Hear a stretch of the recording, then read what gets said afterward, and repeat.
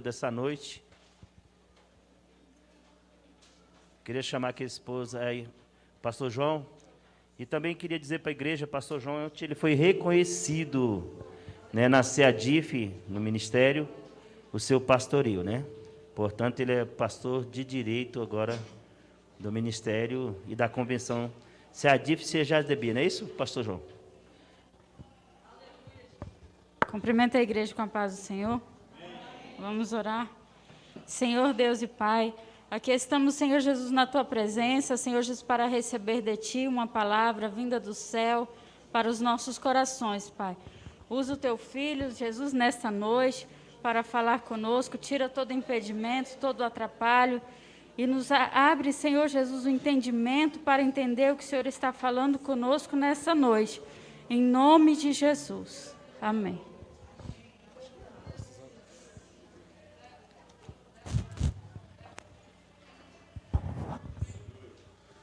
Glória a Deus. Pai do Senhor para a igreja. Glória a Jesus. 1 Coríntios capítulo 11, verso 17. Aleluia. Glória a Deus. 1 Coríntios 11, verso 17. Nós também queremos fazer uma consideração nessa noite, nosso amigo pastor Valentim, que vai agora para essa nova jornada. Deus está concedendo o desejo do coração dele de que é retornar à sua terra natal. E que Deus te abençoe nessa jornada, você e sua família, em nome de Jesus.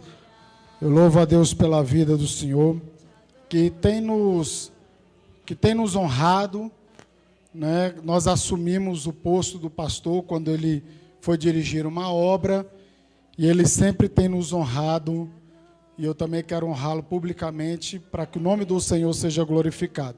Que Deus abençoe a sua vida, em nome de Jesus. 1 Coríntios 11, 17. Aí você vai sentar e com a Bíblia aberta, tá? Porque a gente vai ler os versículos tudinho. Nas instruções a seguir, porém, não posso elogiá-los, pois quando vocês se reúnem, fazem mais mal que bem. Amém? Pode se sentar em nome de Jesus. Aleluia. Da maneira que vocês estão, vamos nesse momento, irmãos. Pastor Francisco, abre aqui, por favor. Vamos orar. Vamos orar pelo pastor Elias. Glória a Deus, que está sentindo muita dor nos pés, né? Está com a gota atacada, né? Nós vamos orar nesse momento. Você, da maneira que está, estenda suas mãos em nome de Jesus. Deus, em nome de Jesus, nós queremos ministrar sobre a vida do teu filho, ó Pai. Deus, tu és o Deus Todo-Poderoso. Em nome de Jesus, nós ministramos saúde. Ó Deus, entra com mão forte, meu Pai, e arranca, Senhor, com teu poder esta dor, Senhor, em nome de Jesus, toda dor, em nome de Jesus, sai agora, e nós ministramos saúde no nome de Jesus, em nome de Jesus. Graças a Deus. E, voltando à mensagem de 1 Coríntios, capítulo 11, verso 17, eu fico maravilhado de como Deus é tremendo. E é uma prova de que a liderança está alinhada, né? Quando, hoje na ceia pela manhã, o pastor Elias estava ministrando, começou a ministrar, e veio na hora, no meu coração, de ensinar sobre o que é a ceia. E quando o pastor começou a pregar, ele começou a ensinar sobre o que é a ceia. Eu falei, rapaz, glória a Deus por isso, né? Só mostra que nós estamos no mesmo propósito. E 1 Coríntios 11, 17 diz assim: nas instruções a seguir, porém, não posso elogiá-los, pois quando vocês se reúnem, fazem mais mal que bem. O que acontece? A igreja de Corinto é uma igreja que ela ficava na Macedônia, na Grécia, e é uma igreja que deu muito trabalho para Paulo. Paulo, ele escreve a sua carta, 1ª e 2ª aos Coríntios. Possivelmente havia uma terceira carta que se perdeu, mas ele escreve para justamente colocar ordem na igreja, para colocar ordem no culto, porque logo no capítulo 1, nós vemos uma divisão, pessoas dizendo que era de Cefas, pessoas dizendo que era de Apolo, e pessoas dizendo que era de Jesus Cristo. Ou seja, havia um partidarismo dentro da igreja. Cada um seguia, gostava do Apolo porque era um pregador eloquente, gostava de Pedro porque era um homem enérgico, e o pior de todos era aqueles que diziam que era de Jesus. Mas como que é ruim aquele que diz que é só de Jesus? São aqueles que não se submetem a autoridade nenhuma, que diz que somente o meu pastor é Jesus Cristo, e esses são dos que mais estão equivocados. E o apóstolo Paulo, ele fala sobre isso. Eu não tenho que elogiar vocês, porque vocês, quando se reúnem, vocês fazem mais mal do que bem. Aquele ajuntamento, eles estavam reunidos para a ceia, mas eles não estavam em comunhão. Há uma diferença de nós estarmos reunidos e de nós estarmos em comunhão. Há uma diferença muito grande.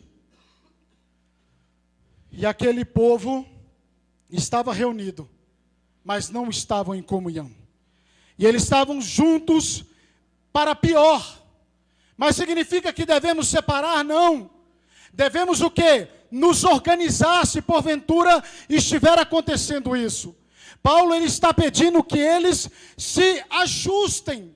Porque o que acontece? A igreja de Corinto, havia pessoas ricas e pessoas pobres. A gente observa que a festa da ceia, antes da comunhão, do momento da comunhão, havia uma festa chamada a festa do amor. Era um momento de comunhão que deveria haver dentro da igreja. Era um momento em que todos trariam os seus alimentos. Os ricos deveriam trazer o alimento para que juntamente com os pobres, ambos poderiam se deliciar de uma comida melhor, porque os pobres trabalhavam o dia inteiro, não tinha dinheiro para comprar uma boa comida, e muitas vezes não tinha tempo para trazer comida, e havia uma festa do amor, havia um banquete, louvado seja o nome de Jesus, em que todos se saciavam, enchiam a barriga, essa é a expressão mesmo, comiam para glorificar o nome do Senhor, mas estava havendo uma divisão no meio daquela reunião. Bendito seja o nome de Jesus. Aquele povo mais rico se juntava com os outros ricos e deixava os pobres com fome. Por isso que quando eles se reuniam para juízo, morte e doença. Porque não estavam entendendo o real sentido, o real propósito da comunhão. E Atos dos Apóstolos, capítulo 2, diz que a igreja, ela crescia, perseverava na doutrina dos apóstolos, na comunhão, no partir do pão. Ou seja, todo culto que tinha na casa de alguém, tinha santa ceia, tinha o partir do pão. Todo o encontro tinha a celebração da ceia. Era assim na igreja primitiva. E o apóstolo Paulo diz, olha, eu não posso louvar pela vida de vocês. Vocês estão ajuntando para o pior. Primeiro, ouço, verso 18, ouço que há divisões quando vocês se reúnem como igreja. E até certo ponto eu creio. Paulo, ele acreditava no que ele estava falando, porque ele já havia dito no capítulo 1. E ele diz assim, suponho que seja necessário haver divisões, para que os que são sinceros se manifestem. Ele até de uma situação como essa, ele tira uma coisa positiva. Que era interessante que isso acontecesse, porque no meio daquele povo, ele poderia ter o discernimento de quem verdadeiramente era sincero. E no meio da igreja, Deus permite coisas. E a Bíblia diz que acontece coisas para que os que são sinceros se apresentem, se manifestem, ou seja, sejam evidenciados. E aqui vai dizendo quando vocês se reúnem, não estão interessados de fato na ceia do Senhor. Eles não estavam interessados na ceia do Senhor. Estavam tratando aquele ajuntamento, eu posso pensar que era como se fosse uma reunião social. Como se fosse um clube de encontro, em que eles se reuniam, ou seja, eles, quinta-feira é na casa de fulano, sexta-feira é na casa de Beltrano. Eles estavam tratando a reunião da igreja como um ajuntamento social para, eu creio que para se esbanjar e para esnobar o pobre. Não estavam discernindo o corpo. Não estava discernindo o momento. E todos os meses, quando fazemos menção disso aqui há uma representação do passado e do futuro. Aqui está amarrado o passado e o futuro.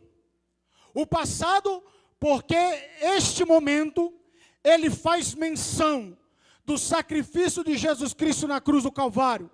Faz menção à carne e o corpo de Jesus dilacerado no Calvário e o sangue de Jesus derramado ali na cruz. E o futuro, porque isso aqui é uma prévia de um grande banquete que haverá no reino dos céus. Aleluias, isso aqui é uma prévia do momento de alegria. Quando eu e você participamos da ceia, a gente se enche de Deus, a gente sente a presença de Deus, mas isto é uma prévia, que quando chegarmos no céu, nós não sentiremos a presença, nós estaremos com Ele. Aleluia, louvado seja Deus.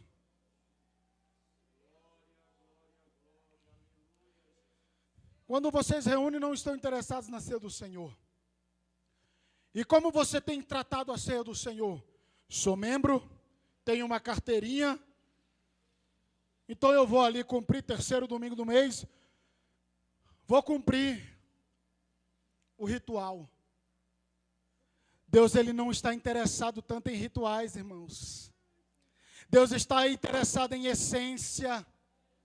Deus está interessado em coração dispostos a adorá-lo. Ritual é muito fácil. As coisas externas podem impressionar os que nos veem, mas o Todo-Poderoso, ele te vê por dentro e ele não se impressiona com a sua performance. Aleluia, louvado seja Deus. E aí, você trata a igreja como o clube Rotary? Rotary Club? Lions Club, né? Uma sociedade filosófica, filantrópica. Aqui é a casa do Todo-Poderoso. Aqui é onde Deus manifesta a sua presença. Aqui é onde Jesus Cristo é glorificado. Aqui é onde Jesus Cristo muda histórias. Aqui é onde Jesus perdoa pecado. Aqui é onde Jesus cura o enfermo. Aqui é onde Jesus dá esperança ao desesperançado. Aqui é o lugar do Todo-Poderoso. Aleluia. A igreja de Corinto, ela pulava de um pé só, relampeava, sapateava e pegava fogo. Mas falar em língua estranha não quer dizer nada, meu amigo. Profetizar não quer dizer nada. Não quer dizer nada. É de extrema importância, de suma importância, nós sermos cheios, falarmos em línguas, porque estamos sendo edificados. É importante quando Deus levanta alguém no meio da congregação e fala algo em profecia. É importante, é necessário que a igreja não perca essa essência. Aleluia, mas isso não é o primordial. Porque uma igreja com muito barulho e muito auê não significa que ela está discernindo o corpo. Dando sequência, verso 21. Algum de vocês se apressa em comer a própria refeição, como resultado alguns passam fomes, enquanto outros ficam embriagados. Olha só.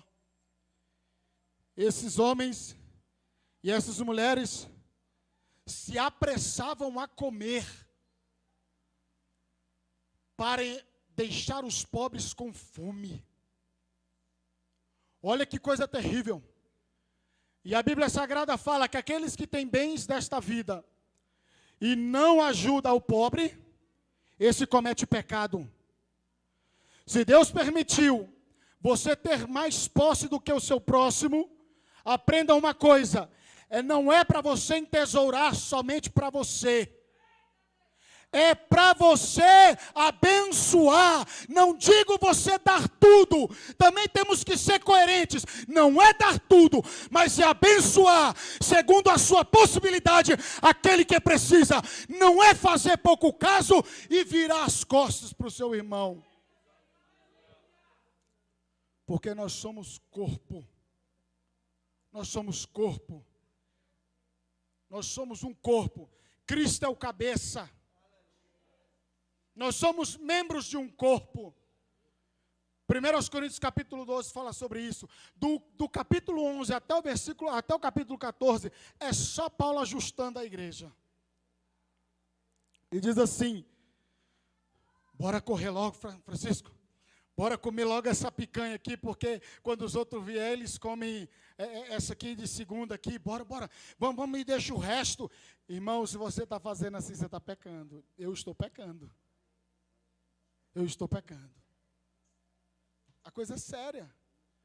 Dentro da igreja não pode haver partidarismo, não pode haver panelinha, não pode haver grupinho. Nós somos um só povo, uma só fé, um só batismo, há um só Espírito. Aleluia, louvado seja Deus. Porque se for para haver partidarismo, irmão, vamos se filiar porque é tempo de política. Que aí um detona o outro, um puxa para o lado do outro, um esculhamba o outro. Mas dentro da igreja não é para ser assim. Na igreja é para se discernir o corpo e se discernir isto aqui que está sendo celebrado nessa noite. Aqui há a presença manifesta de Deus. A presença manifesta do Espírito de Jesus através do Espírito. O pão, o fruto da vide, não se torna Jesus, mas simboliza Jesus Cristo. Aponta para o que Jesus fez. Aleluia. Será que vocês não têm em casa o que comer e beber? Ou querem mesmo envergonhar a igreja de Deus e humilhar os pobres? Aquele que humilha, ele vai ser abatido. Aquele que humilha o outro é abatido. Deus resiste ao soberbo, mas abençoa o humilde. Eu ser humilde. E não vem dizer que você é humilde não. Porque se você disser para mim que é humilde, já deixou de ser humilde. As suas atitudes demonstrarão se você verdadeiramente é humilde. Porque quem é humilde não precisa ficar dizendo o que é. Aleluias, é só olhar e você vai ver. Não, porque eu sou humilde. Uma ova.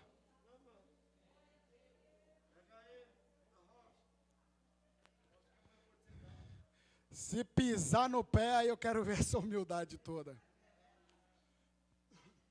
E humildade não é ser besta não, viu?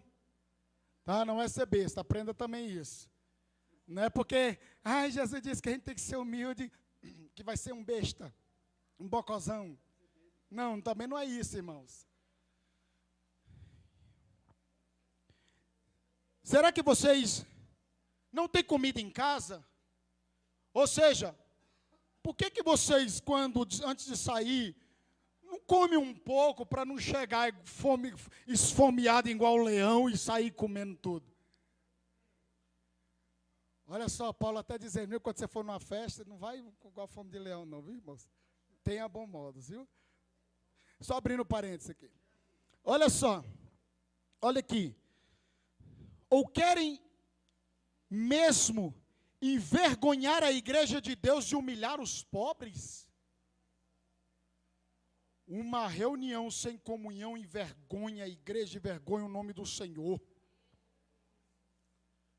É muito sério isso, irmãos. Querem que eu os elogie? Certamente não os elogiarei por isso. O apóstolo Paulo, irmãos, ele, quando precisava manifestar o amor, a alegria, aquela coisa toda, ele expressava. Você vê nas cartas de Paulo ele expressando a sua alegria, o seu amor com os irmãos. Mas aqui agora o momento era de correção. E a correção, aprenda, irmãos, a correção é a expressão do amor de Deus. Deus não tem filho birrento. Josué capítulo 7, eu estou estudando o livro de Josué. Josué capítulo 7, o povo não ora, vai para a guerra contra Ai, perde a guerra. E Josué, ele se joga no chão e fala: Deus, por que aconteceu isso? Deus, e agora? Deus fala para ele: Josué, se levanta. Josué capítulo 7, Josué faz um maior uê. Está lá no texto. Aí Deus vira para ele e fala assim: levanta, deixa de ser menino birrento, em outras palavras. E é assim que Deus trata. Porque aquele filho que tudo ganha, e não sabe um não, ele não vai te respeitar, ele não respeita você, ele não vai respeitar ninguém. Porque ele nunca conheceu uma imposição de limites. Então ele nunca vai saber lidar com não. E a criança, o adolescente, ele precisa ser resiliente, ele precisa aprender a lidar com não. Isso é formação de caráter, isso é formação psicológica. Ele precisa aprender a lidar com não, com as objeções, para ser alguém na vida. Louvado seja Deus.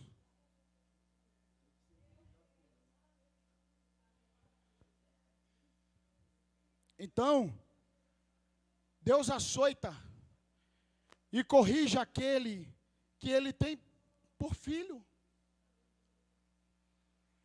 Deus, ele manifesta a sua graça, o seu amor. Mas se precisais, e ele vai te repreender, ele vai me repreender, não é para nós perdermos o ânimo. Não é para nossa destruição. De forma nenhuma. Versículo 23.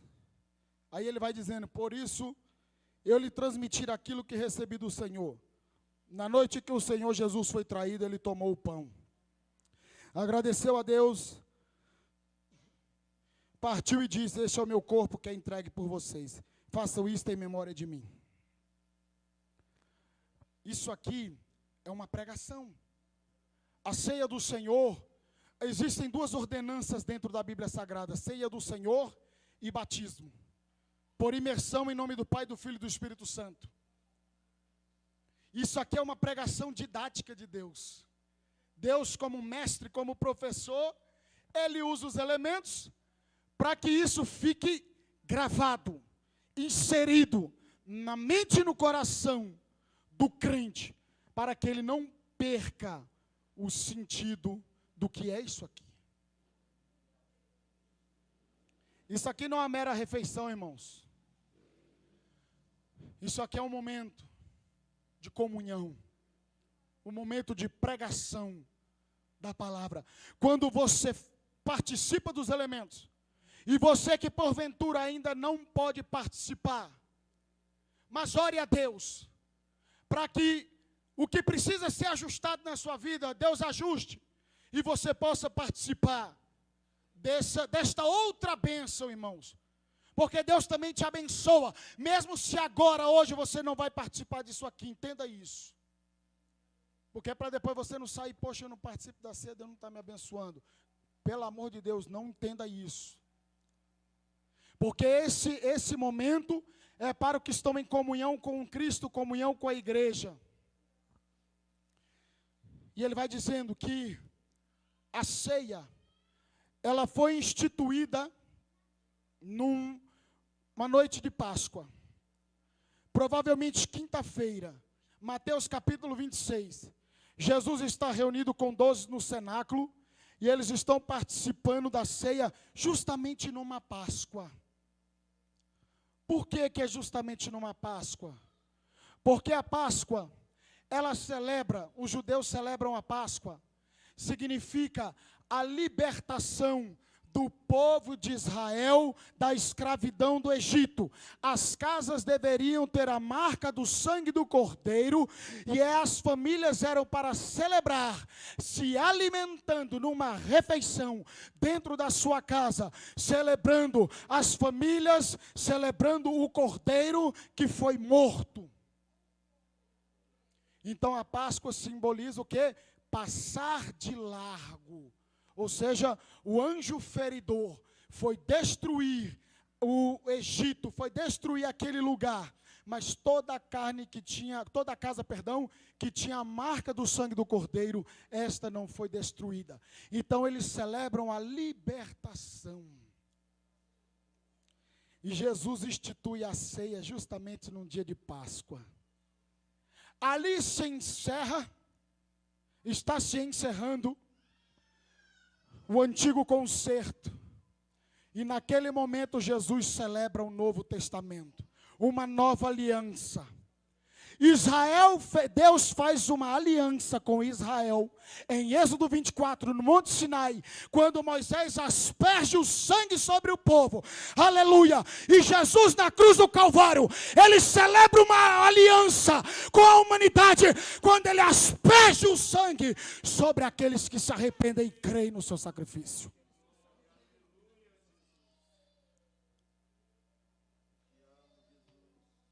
Você vê que as coisas não são aleatórias. Deus é muito sábio, perfeito.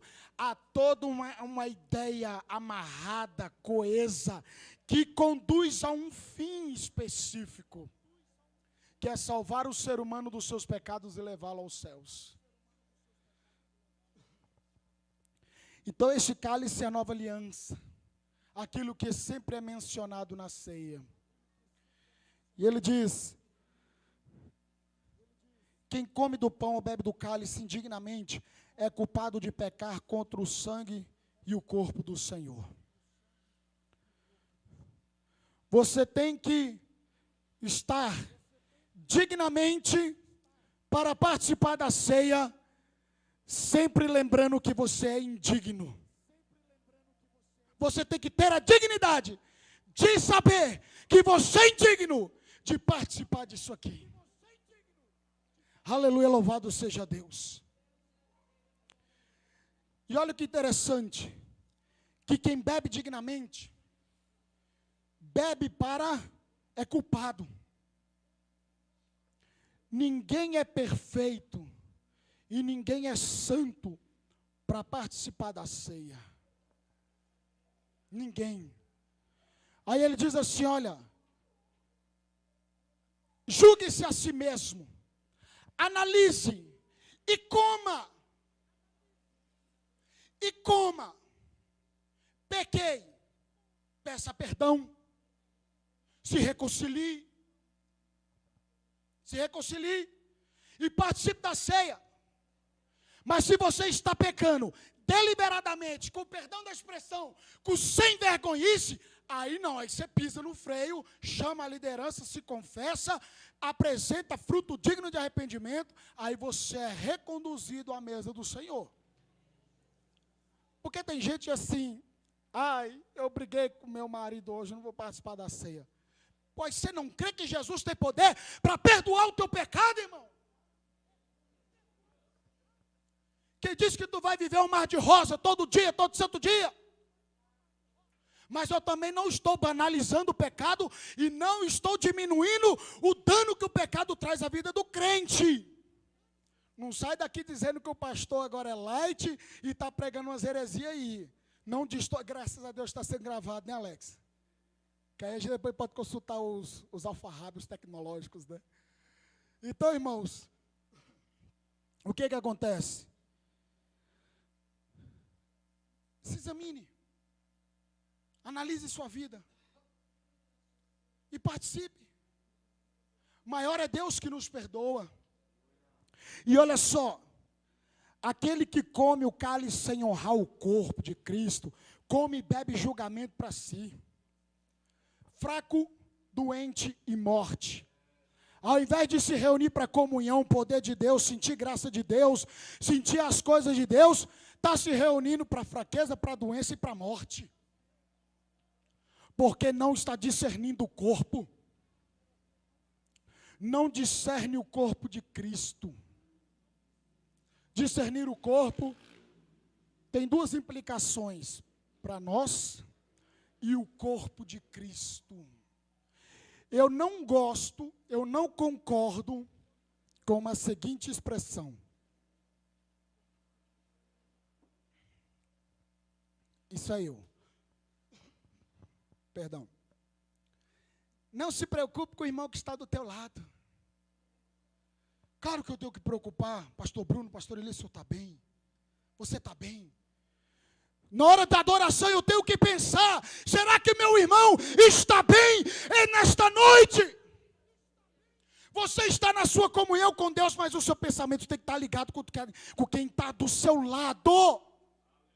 Porque não faz sentido, não se preocupe com quem está do teu lado. Então isso é uma coisa... Se você quer uma coisa exclusiva, vai para o teu quarto, fecha a tua porta e ora em secreto. Igreja é lugar de comunhão, é lugar de união, é de se preocupar com o próximo. Ai, não se preocupa com quem está do seu lado, não.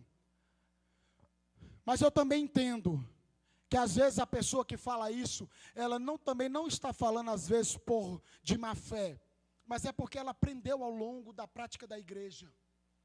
E ela absorveu aquilo ali, ela reproduz. Às vezes ela não tem essa ideia de ferir. Não tem, pelo amor de Deus. Mas nós estamos aqui ensinando que na adoração eu tenho que me preocupar. Porque se a igreja ela entra na adoração, numa comunhão, como diz, há uma só fé, um só batismo, um só Espírito, irmãos, o fogo de Deus desce e algo extraordinário acontece. E se examinássemos a nós mesmos, não seríamos julgados desta maneira. Mas quando somos julgados pelo Senhor, estamos sendo disciplinados para não sermos condenados com o mundo. Quando se reunirem para comer, esperem uns pelos outros. Se estiverem com fome, comam em casa, a fim de não trazer julgamento sobre si, mesmo ao se reunirem. A minha reunião aqui contigo na igreja, ela não pode trazer sobre mim um julgamento em que eu serei condenado. A minha reunião contigo, ela tem que ser uma reunião em que vai haver uma comunhão e seremos abençoados e não condenados. Aí seremos fortalecidos, avivados. Amém? Que Deus abençoe a sua vida em nome de Jesus. Pastor Elias.